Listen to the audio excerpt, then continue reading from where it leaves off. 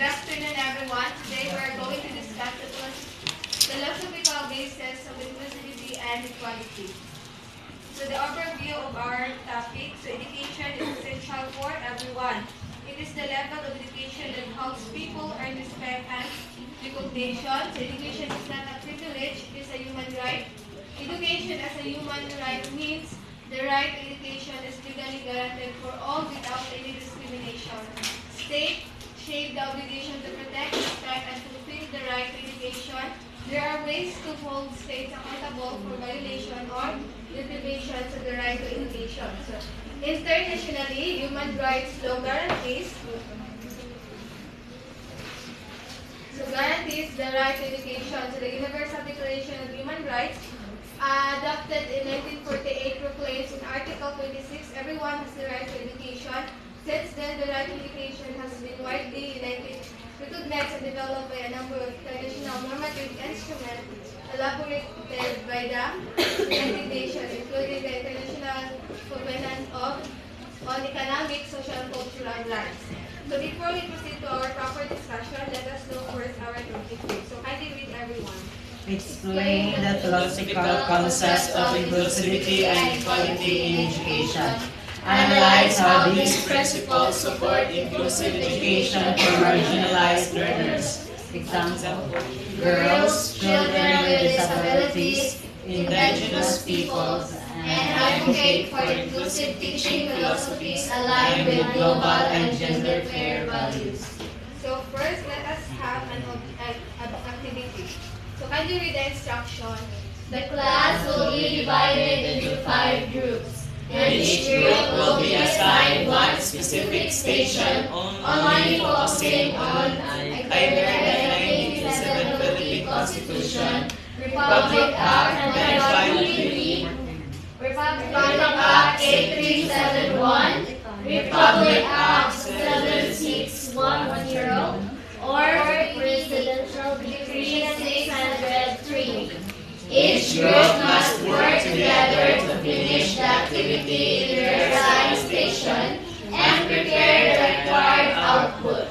During the presentation, each group will share their work, and after every presentation, the teacher will discuss and explain further about the law or topic assigned to that station to connect the lessons to the whole class. Sige, mag-count mo. 1 to 5. 1 to 2. 1, 2, 5,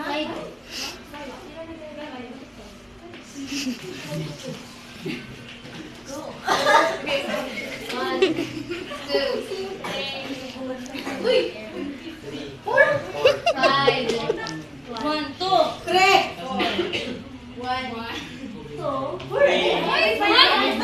2, balik, 1.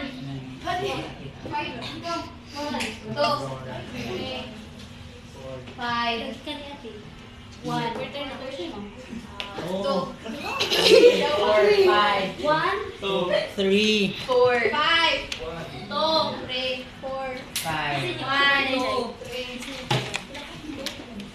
4 sa engine. 4. Last man si I mentioned So 3. for group 1, we will be proceed to station 1, and group 2, station 2, group 3, station 3, and group 4, station 4. Group 5, station 4.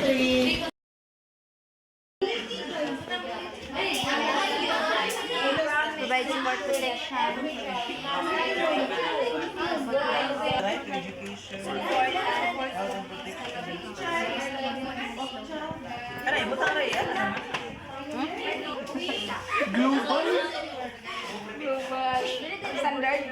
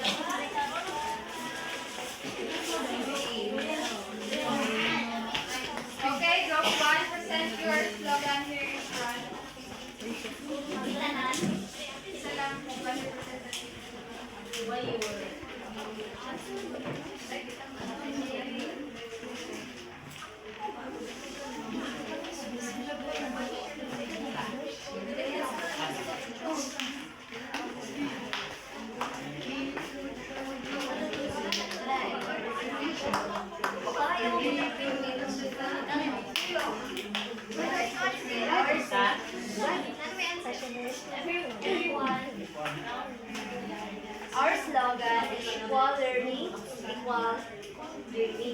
So it aligns with the Philippine 1987 Philippine Constitution, which it ensures the quality education. Then it provides basic needs and opportunities, just like programs for disabilities. Then it provides also equality, inclusivity, and where students can access equality.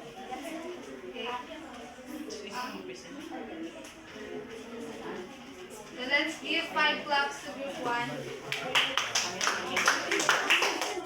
So their slogan aligned with the 1987 Philippine Constitution, Article 16, Section 1 and 2. So in Section 1, in Article 16 in 1987 Philippines Constitution, so it states that education has the right to every Filipino. So the government has a duty to make sure that everyone has the right to access a quality education. So quality education, whether through formal schooling like elementary, high school, and college, and other learning opportunities. So to make education more accessible, so ipinasa ang Republic Act number 665 o tinawag na Free Public Secondary Education Act of 1988. So dito, this law was made to make sure that every one of us has the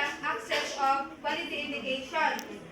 So here, pinasata dito para libre tayo makapag-aral sa elementary at high school in public school. At maraming Pilipino ang makapag-aral at pantay-pantay ang chance ng mga Pilipino kahit ano man ang iyong relihiyon, ano man ang iyong estado sa buhay, mahirap man umayaman, taga-probinsya man or taga-lungsod, or ano man ang ating kasarian, lahat tayo ay may karapatang makapag-aral ng libre. And in Section 2 naman, in the 1987 Philippine Constitution, so it explains kung paano sinisigurado ng mga gobyerno na lahat ng Pilipino ay maka-access sa quality education. So first, the state must establish or maintain an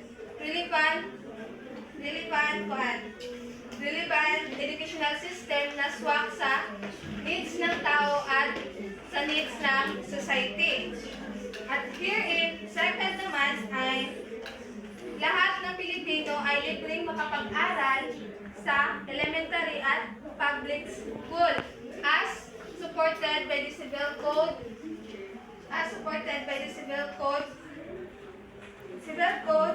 RA 386 and RA 356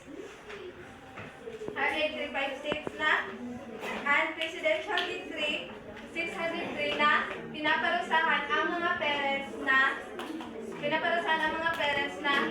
nagpapabaya sa pag-aaral ng kanilang mga anak. And number 3 naman, dito, the state must provide scholarship, students' loan, subsidies, and incentives sa mga mahihirap at deserving na mga estudyante. Ito yung nakasaad sa number 3. At number 4 naman ay nakasaad ito sa Republic Act number 409 o State Scholarship Loan na lahat ng mga deserving students sa mga mahihirap na students ay makakuha ng scholarship, subsidies, and other students loan.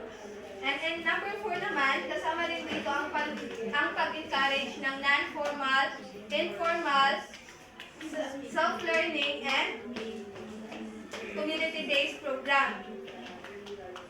And also, lastly, number 5, Kailangan din magbigay ng training para sa mga adults, out-of-school youth, and PWDs through TESDA or Republic Act 7796. So it is focuses on the technical and vocational education. So in section 2, in short, in section 2, it shows na ang edukasyon ay hindi lang isang karapatan ng estudyante. Ito rin ay meron ding mga programs and laws na sinisigurado na lahat ng Pilipino ay may access to quality education at lahat ng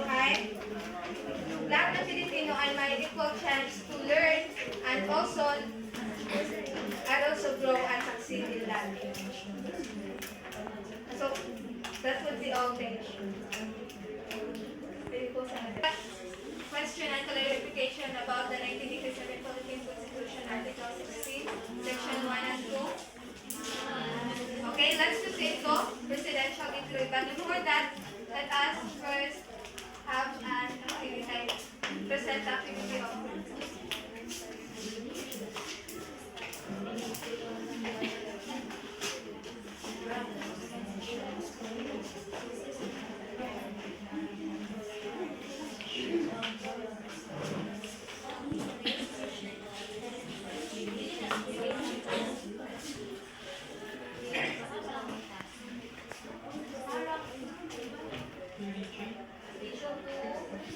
Section 2, Child and Youth Welfare Code. Source rights for rights of the child versus responsibilities of the child. Write a short which starting with as youth we promise to. raise your right hand and repeat after me. As youth, we promise to ensure that every child has the right to be born well, and to have a name and nationality, education, to protection against abuse, exploitation and discrimination, to health and medical care, play, leisure and creation. Okay, let's give 5 claps to group 2. So the activity aligned with the second topic about the presidential decree or tinawag na Child and Youth Welfare Code. So ano ba ditong nasa PD or presidential decree section dito? So malinaw din ang Child and Youth Welfare Code, malinaw na binibigyan din ang tungkulin ng mga government, schools, and families na kapakanan ng mga bata. So here in Article 72, assistance to children of indigent parents. So dito, in Article 72 in PD 603, ay dapat na may libreng primary school and feeding and health program para sa mga mahihirap na mga bata. So, in example, so a teacher notices a student frequently comes to school hungry and struggle to focus. She refers to the child to the school feeding program and gives flexible deadlines to poverty does not prevent participation in class activities. So here in Article 72 ay may mga libreng primary education, feeding and health programs para sa mga, lalo na para sa mga mahihirap na mga bata. And Article 73, nursery school. So dito, sa Article 73 naman ay nagsasaad dapat ay may nursery or daycare centers sa bawat barangay para matulungan ang mga working mothers and mga indigent families. And in Article 74 in PD 603, special classes. So, in Article 74 is dapat may special classes para sa mga batang may disabilities, health problem, bata. And in Article 75, School and Facilities Program, dito ay dapat sinisigurado na ang schools ay ang paaralan or room ay safe sa mga mag-aaral, pati na rin sa mga guro. At kompleto ang posibilidad na ay cleaning and also playground para sa mga bata. And in Article 76 naman is parent-teacher cooperation. So in school, di ba, mayroong PTA meeting. So it is parent-teacher association. Association para mas mag-build of more partnership ang parents of teachers. And in Article 77 naman sa PD 603, role of the home in the education of the child. So, pinapakita ang mahalagang role ng mga family at makipagtulungan sila sa schools para sa growth ng mga estudyante. So here an example, a teacher sends a note asking parents to guide their child in a science project. The family helps the child complete a simple experiment at home, reinforcing what was taught in class. So, ang teacher is nagpapadala ng mga sulat or note para sa mga parents. And last is the Article 78, the unlawful acts. So dito is nagbabawal ang school sa pagpapaningil ng mga contribution of fees kung walang proper approval sa bawat isa. So, pero kung na-approval, like naka-approve sa parents and teacher and other coordination staff, so pwede lang ang mag-pay. Pero kung wala approval, pinagbabawal talaga.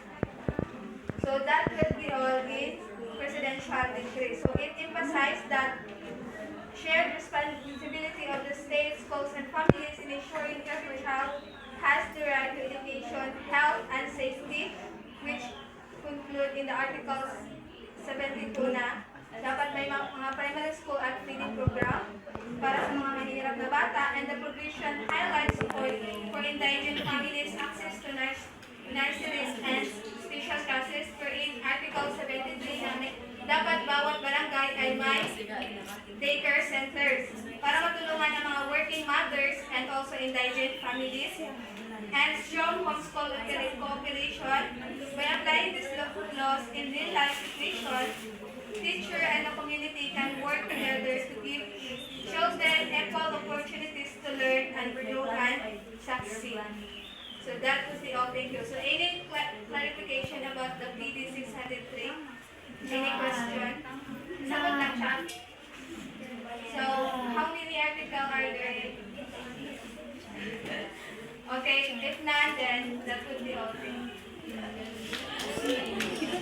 So mama.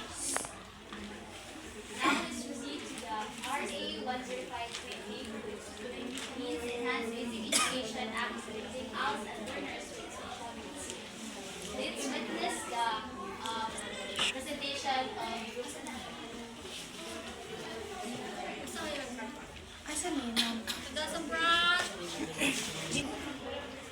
Good afternoon, everyone. Good afternoon. Okay, our task is to arrange the scrambled words, and we arrange 10 words which are the ALP, inclusive education, curriculum development, right of specialist, curriculum, career guidance, child protection, global standard, quality education. These words are related to the RA 10533 or the pre-control law.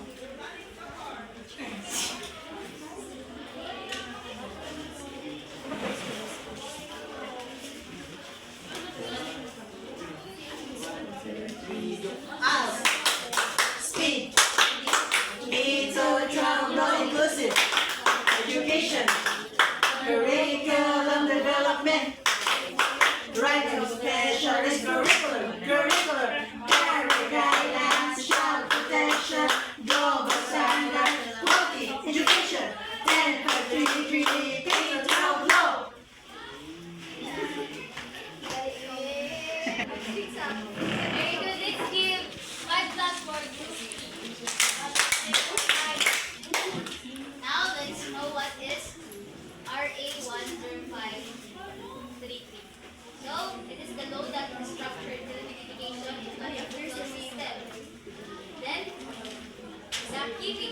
are it is strengthening the curriculum with spiral progression, meaning it creates stronger curriculum with spiral progression, contextualization, and integration. The next one is the emphasis on inclusive education, meaning it creates inclusive education for learners with special needs and disadvantaged groups. And the third one, it is the recognition of ALS and other flexible learning modes. The fourth one, the teacher hiring, training, and professional development. And the fifth one is the career guidance and child protection policies. In short, it aims to make Philippine education more inclusive, relevant, and globally competitive.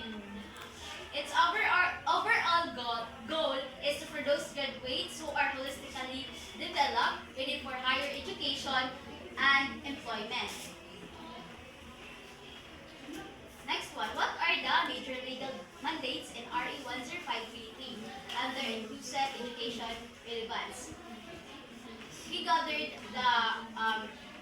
the RA 105 according to its subtopic, which is the special education with special needs and the ALS. So let's start with section 4, the enhanced education program.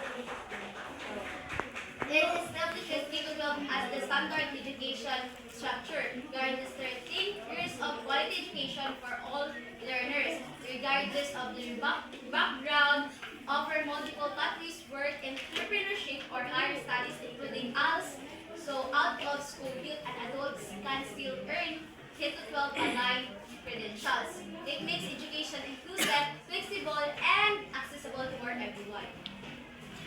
And the second section is section 5, the curriculum development. In this curriculum, it based on the students' needs and abilities. It is learner-centered. And for inclusive, it was suited for learners with disabilities, giftedness, or in difficult situation. Then, flexible, allows us distance and community-based learning. And the fourth one is contextualized. It is localized with culture and community needs.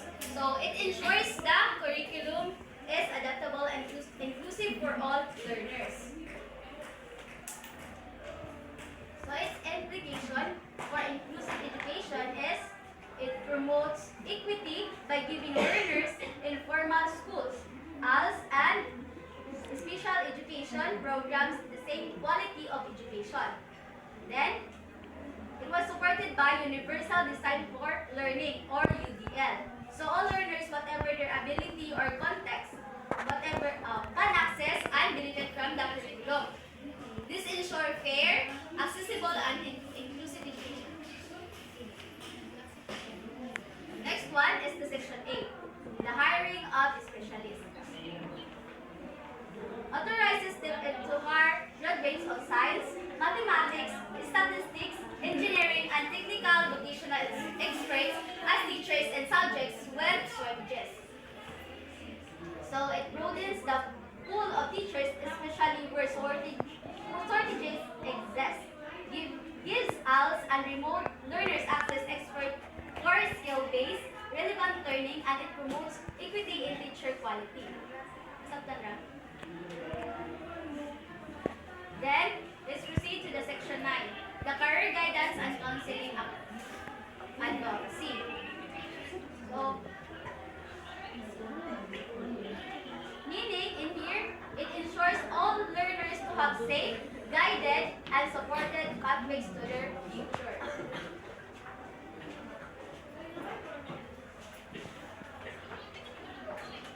On curriculum, this means that it prioritizes inclusivity and flexibility by designing a curriculum that fits diverse learners' needs.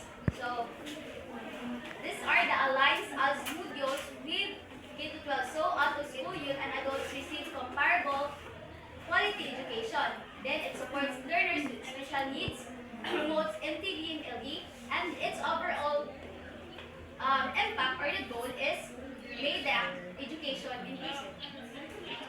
equitable, responsive, and accessible.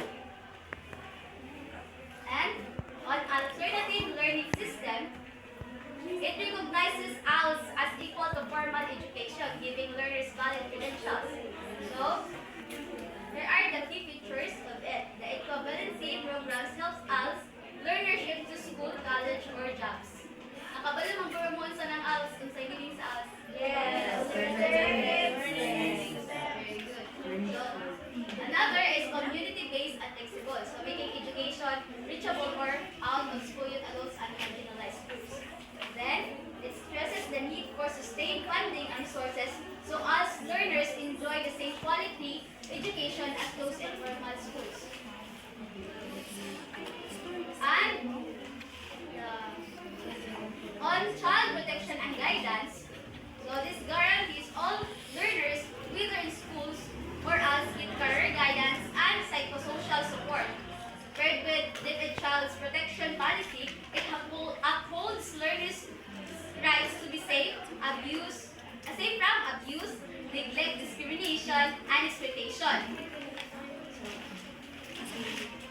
It requires schools and all centers to have trained guidance counselors or facilitators to ensure learners' well-being and smooth transition. So RA 10533 strengthens both safety and holistic support. And the next one is the advocacy for inclusive and equitable policies in the school. The first one is equity and access, meaning schools must have actively include out-of-school youth learners with disabilities and indigenous learners in both mainstream and ALS programs. This includes funding scholarships, subsidies, and state programs to underserved areas. Then the curriculum adaptation. The lesson should be localized and contextualized. And child protection and guidance.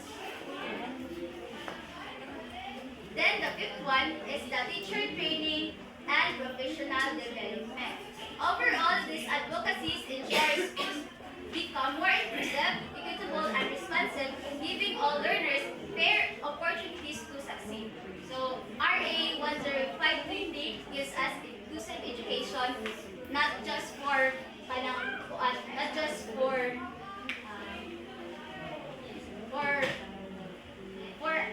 but for also for the people with special needs and to the out-of-school youth is the ALS. Thank you. Now, let's proceed to the Republic Act number 8371 or the Indigenous Peoples' Right Act. So what is RA number 8371? So it is a law that recognizes and protects the rights of the indigenous peoples. It makes sure that their culture, traditions, and their ancestral lands are respected and treated fairly. It recognizes their right to live according to their customs, speak their own language, and practice their traditions. So this law also created the NCIP or the National Commission on Indigenous Peoples, where in charge to protect the rights of IPs. Section 1, this act shall be known as Indigenous Peoples' Right Act of 1997. And Section 2 means that the government should respect and protect the culture of indigenous peoples. It says that the government must let the IPs actively join in making plans and decisions about education, health, and other. So this is to make sure that this program truly meet their needs and match their tradition, making them more helpful and meaningful for them. So in this slide, this means that the government kanang promise sa mga IPs to treat all members of the IPs equally, whether they are men or women. Everyone should have the same human rights, freedoms, and opportunities, and no one should be no one should be treated unfairly or discriminated against because of their gender, because of their culture, or their background. So there are four bundles of rights of indigenous peoples. Rights to ancestral domain and lands, rights to self-governance and empowerment, social justice and human rights, and cultural integrity. So first, rights to ancestral domain and land. So this means IPs, it gives IPs kanang full ownership and control over their traditional territories, meaning they have the right to own the land, including forests, rivers, and natural resources that found in their area. So IPs can develop and use their lands for farming, hunting, fishing, and other activities na kuan-ana. So they also have the rights to stay in their territories without and cannot be forced to live without their permission. Since ang mga IPs, kailan mo sa IPs? Indigenous people. Mga IPs before, sila ang mga nauna nga nagkuan ana nga mga lupain. So way kuan nga kanang mga tao nga maka-force sa ilang nga mulib ana nga territories or nga land kay since sila una ana nga nalagiya. So next, rights to self-governance and empowerment. So this means that IPs have the freedom to lead and manage their own communities. They have the right to participate in decision-making, giving them a voice when the government or other groups or companies can make plans or policies that affect them. So here, yung mga IPs is binibigyan na sila ng mga kanang rights to, rights to speak. If ever nga, kung may mga kuan sa mga government nga murag naka-apekto sa ilahang community, na sila right nga mo kuan ato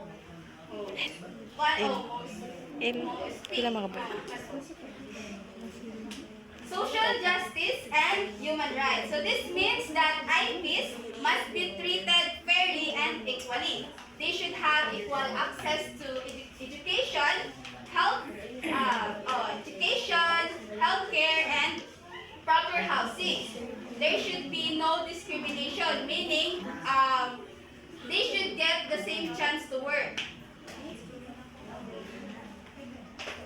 Next, the cultural integrity. So this means keeping the culture and traditions of indigenous peoples. This includes their language, their music, their dances, and traditional practices which are important parts of their identity. So, group 4, tingnan natin yung ginawa ninyo first activity.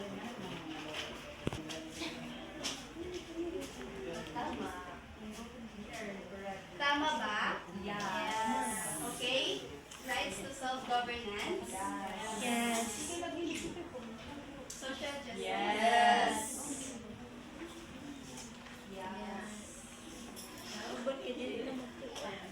Okay, let's give 5 claps to group 4 for their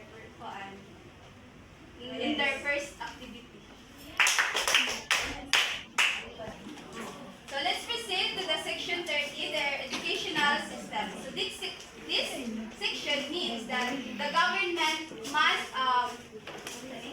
make sure that the IPs have equal access to education and cultural opportunities. This includes providing access to schools, scholarships, and other programs that will help them learn and succeed. So, National Commission in Indigenous People, or the NCIP. As what I have said earlier, that NCIP is the main government agency that in charge of protecting the rights of indigenous peoples.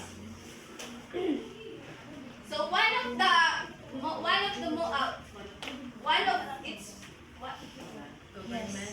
of the most important tasks of NCIP is kaning naghatag sila sila ang nagkuan nga kaning naghatag og certificate of ancestral domain lands, titles of kanang ancestral title sa mga IPs to officially recognize that that land belongs to IP.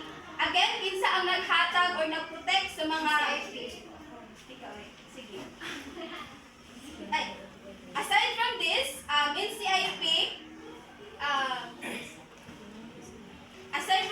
NCIP kanang nag-listens to the concerns of IPs.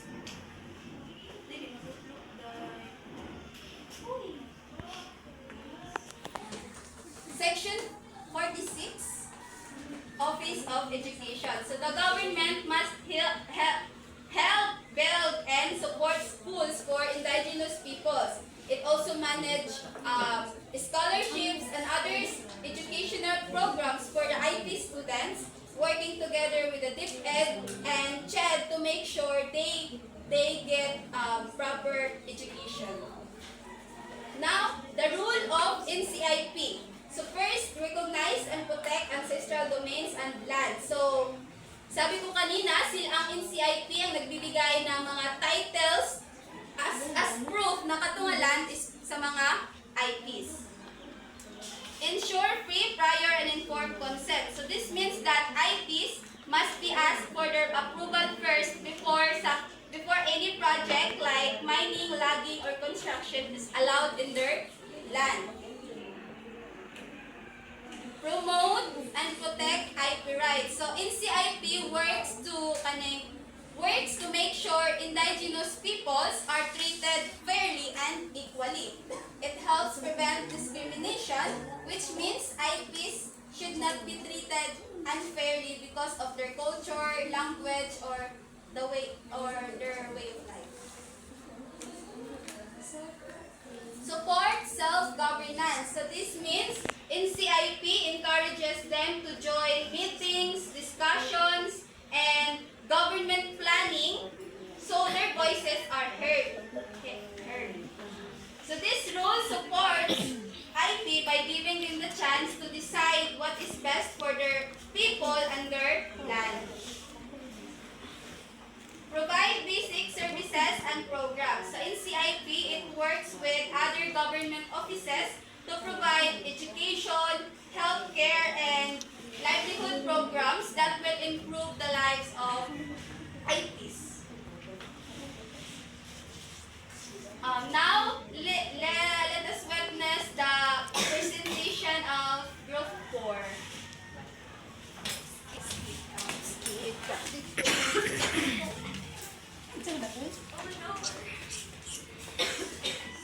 Jane?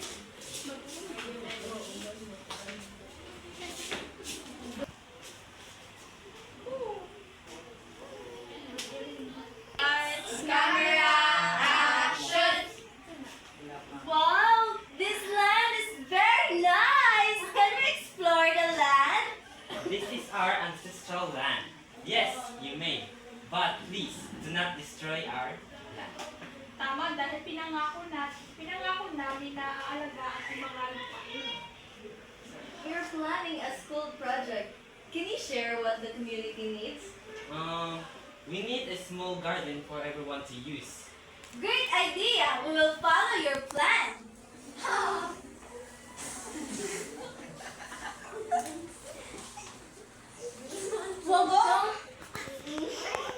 Wag kang kumawa.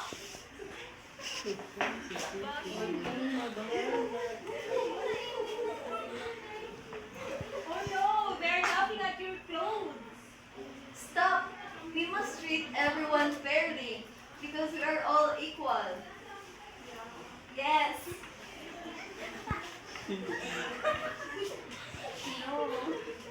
We will be having our cultural dance day tomorrow. Will you join us? Yes, we will join. That's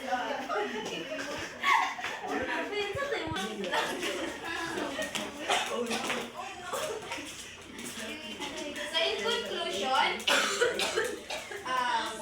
RA 8371 helps build a society where every learner, no matter what culture they come from, is respected, empowered, and given the chance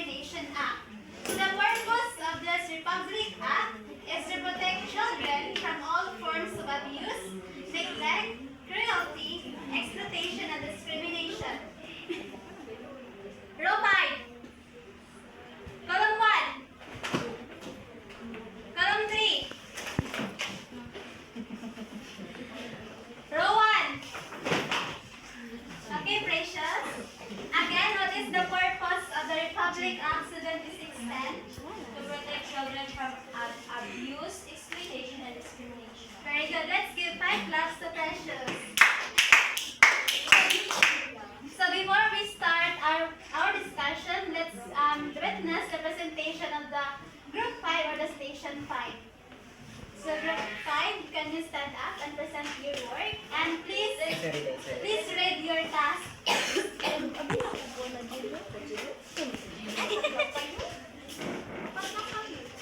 Yes, unsa yung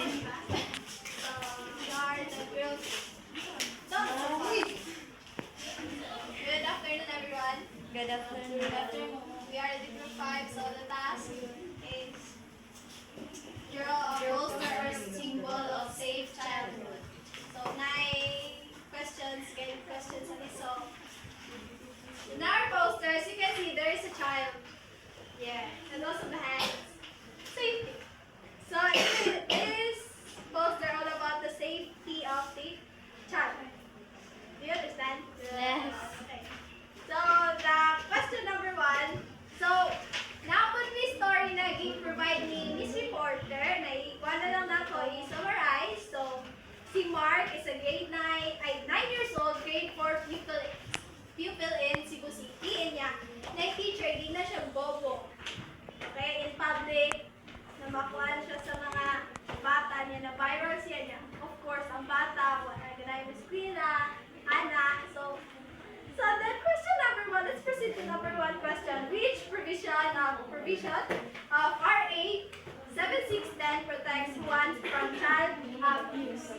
Okay, the section that is one of teacher is the section 3.2 definition of child abuse, because it says that child abuse refers to the maltreatment of the child includes any acts by deeds or words which debases, degrades, or demeans the intrinsic worth and dignity of a child as a human being. So, the word bobo is so simple sa bata, no? Especially bata is 9-year-old. Yes, and it says sa section that the words is appeal siya sa aning na section na pwedeng makuan sa teacher. So, let's proceed to the last question. What are the consequences of Mrs. Maria, which is also teachers, Mrs. Maria action under RA 7692? Of course, the consequences to the teacher is the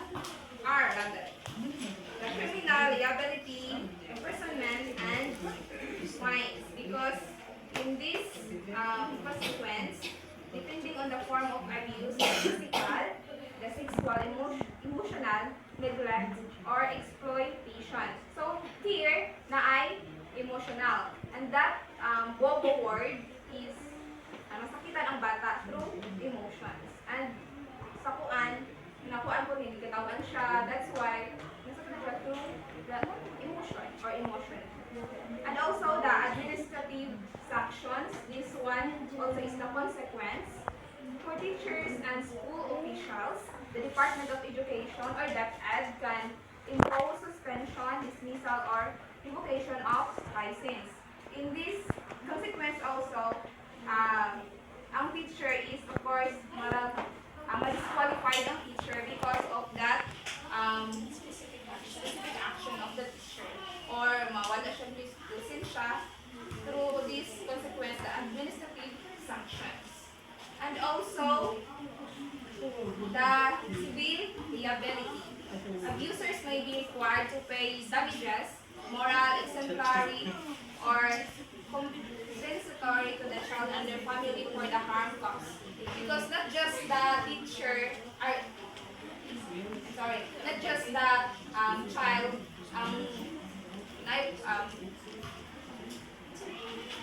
ang makakuanon ka ng harm bitaw, also the parents. That's why, no, apil po, abusers will cause damage, or apil po ang family nga mabata ng problema because of their childhood.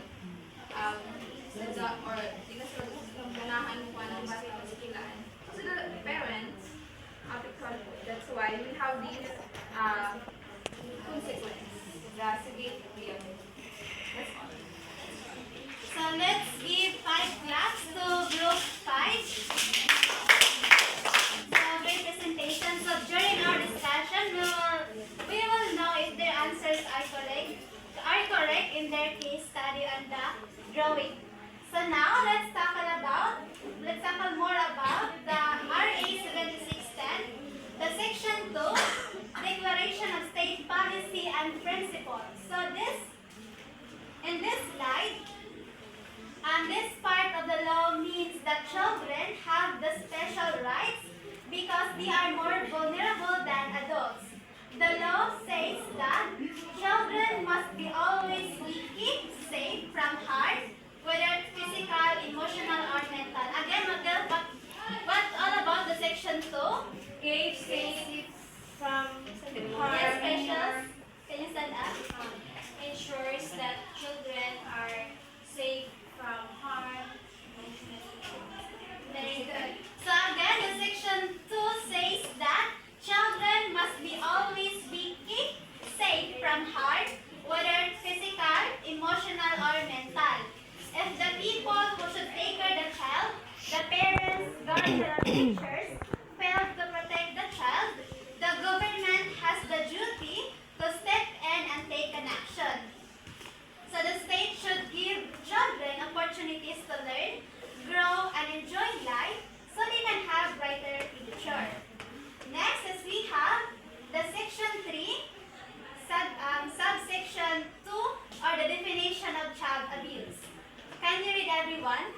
Child abuse refers to the maltreatment of the child, which includes any act by deeds or words which debases, degrades, or demeans the intrinsic worth and dignity of a child as a human being.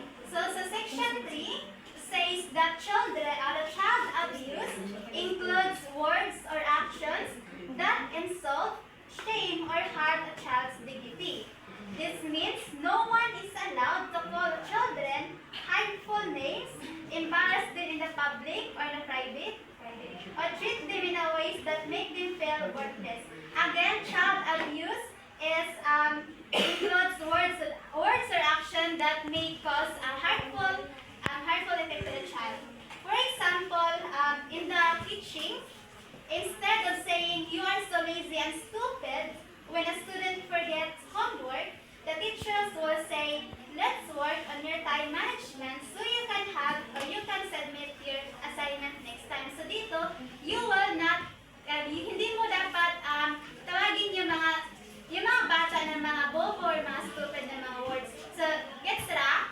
Yes. So next is we have the Section 10, others act of neglect, abuse, cruelty, or exploitation. So the Section 10 says that anyone who abuse, neglect, or exploit a child, or does anything that harm the child's growth and development can be punished by the law or can be imprisoned. So this means children must be protected from any action that hurts their well-being, whether at home, school, or in the community. Next is we have the discrimination or Section 20. So, can you read, everyone? Children of indigenous cultural discrimination. Any person who discriminates against children of indigenous cultural communities shall suffer penalty. So, Section 20 in Republic Act 7610 says that children from indigenous communities must not be treated unfairly or looked down because of their background, culture, languages. Anyone who discriminates against them can be punished by the law. So, row 3.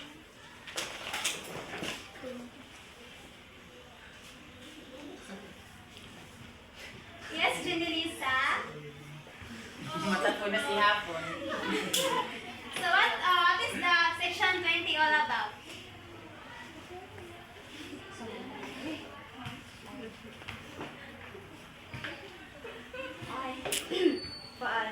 This section dapat ang mga estudyante nga nabilang sa indigenous community, of course dapat nato siya respeto with proper etiquette or proper proper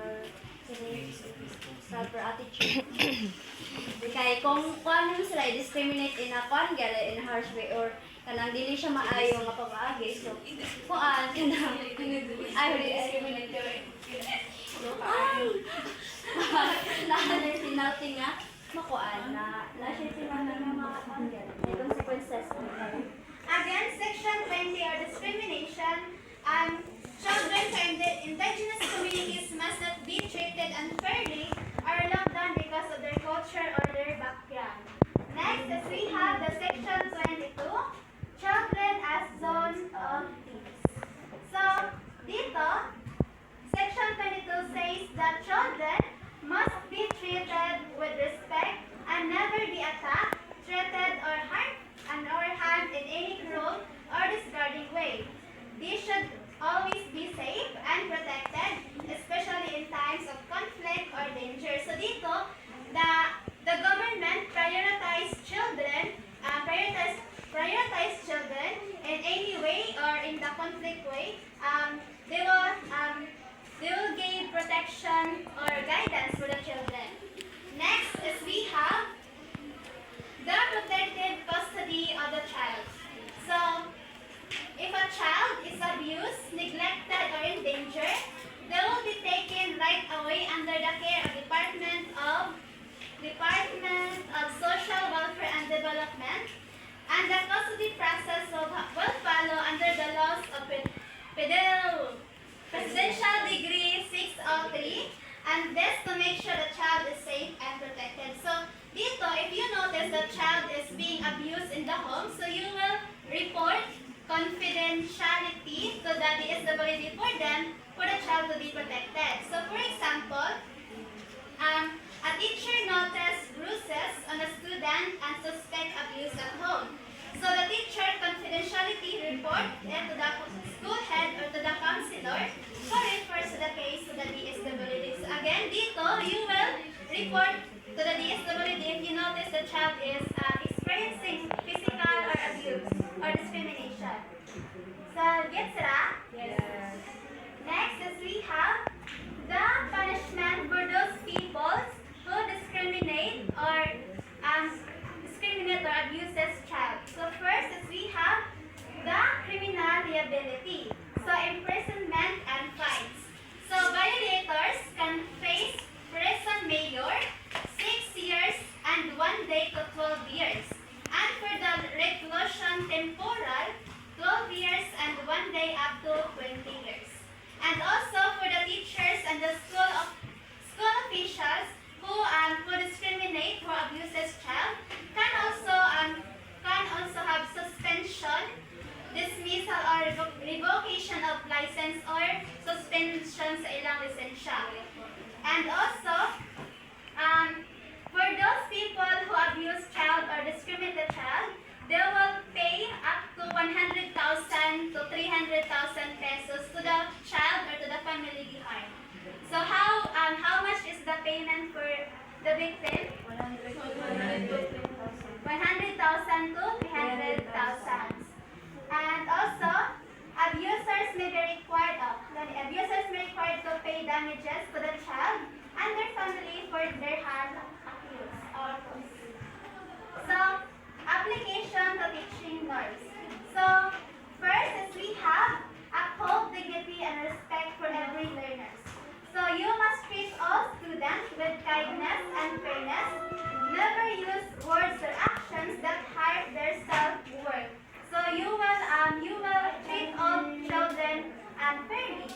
Next is we have use non-violent constructive discipline methods and avoid discrimination or biases in grading, activities, or interactions. So dito,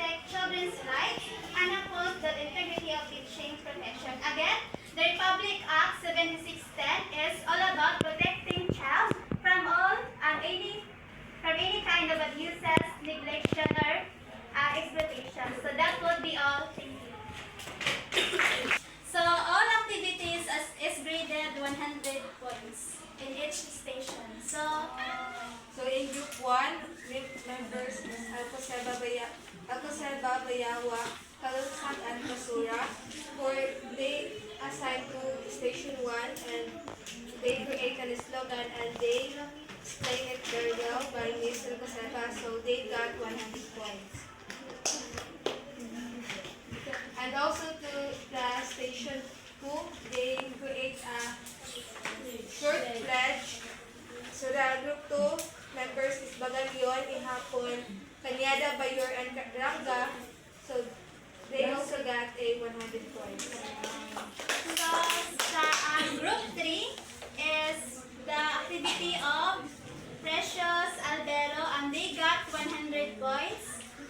For the Group 4 is also 100 points, and for the Group 5, the members is Ravenio, Lapinig, Banayan, Gaminang also got 100 points. So that will be all in here.